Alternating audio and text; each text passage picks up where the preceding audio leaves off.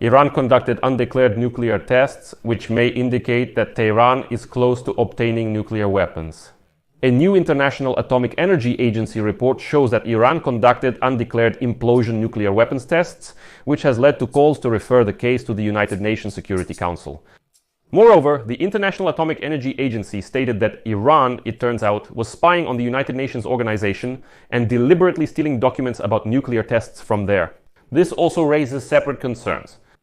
We'll talk about the new International Atomic Energy Agency report in this episode and try to figure out how close Iran is to obtaining nuclear weapons. And we'll also discuss with you the issue of negotiations between the United States and Tehran regarding the signing of a new nuclear agreement.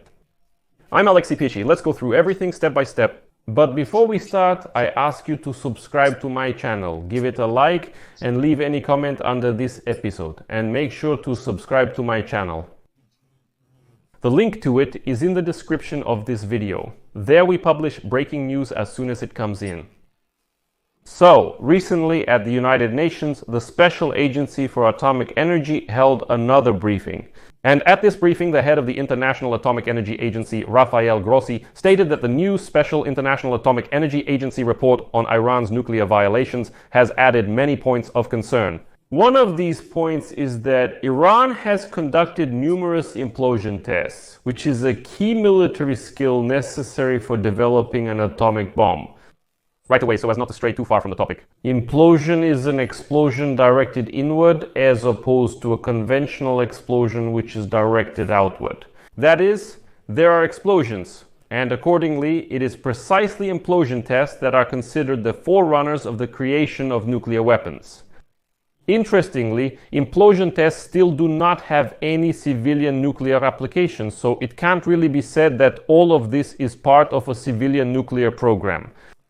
Although most of the International Atomic Energy Agency report examines Iran's military activities from 20 years ago, it does so in great detail. The introduction of Tehran's records means that any progress achieved by the Islamic Republic could then be used to help with a more sudden, rapid push toward a nuclear weapons breakthrough in 2025.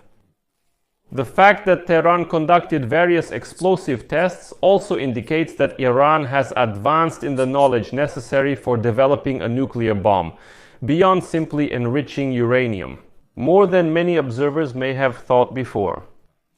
And as the agency's Director General stated in his opening remarks to the Board of Governors in Vienna today, quote, "As is known, the International Atomic Energy Agency discovered artificial uranium particles at each of the 3 undeclared sites in Iran, Varamin, Marivan, and Turkuzabad, to which we had additional access in 2019 and 2020. Unfortunately, Iran has repeatedly either not responded or has not provided technically credible answers to the agency's questions. We have also obtained evidence that Iran also tried to disinfect sites, which hindered the agency's inspection activities.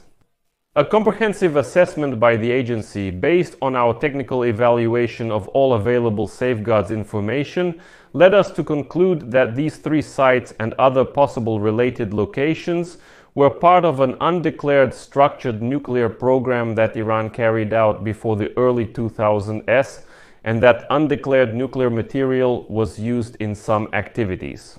Well, based on this, the agency also concludes that Iran did not declare nuclear materials and activities related to nuclear weapons at these 3 undeclared sites in Iran. It's interesting that all this is happening at a time when the Islamic Republic, Iran and the United States of America are at a crossroads between a new nuclear agreement and a breakdown in negotiations which could lead to an Israeli strike on Iran's nuclear facilities. Iran, by the way, apparently tried to get ahead and announced that they had obtained some ultra-super secret Israeli documents about Israel's nuclear weapons. But few people believed this story.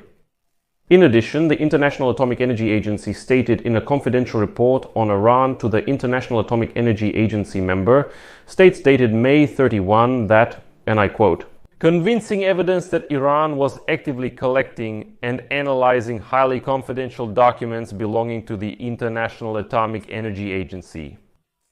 The report states that this raises serious concerns about the spirit of cooperation from Iran and could undermine the work of the International Atomic Energy Agency in Iran.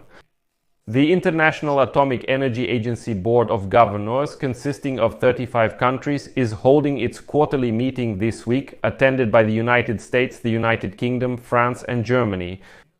They now plan to propose to the Board of Governors a resolution that recognizes Iran as having violated its nuclear non-proliferation obligations due to other identified shortcomings. Of course, there are countries that do not support such a resolution. They say, well, it's not a big deal. Yes. We found evidence of implosion tests. We found evidence of traces of nuclear materials at 3 previously unknown sites. We found information that Iran was clearly trying to obtain classified information from International Atomic Energy Agency reports, but that doesn't mean Iran has nuclear weapons. Iran has formulated a series of countermeasures in response to a possible resolution against the country by the International Atomic Energy Agency Board of Governors, warning that the response will not be increased cooperation. This was announced today by a representative of the Iranian Ministry of Foreign Affairs. And today, the spokesperson for the Iranian Ministry of Foreign Affairs, Baghai, stated the following: "From the very beginning, Iran has based its approach on interaction and cooperation with the International Atomic Energy Agency. Unfortunately, the agency, under pressure and political influence from 3 European countries and the United States of America, decided to prepare what it calls a comprehensive report.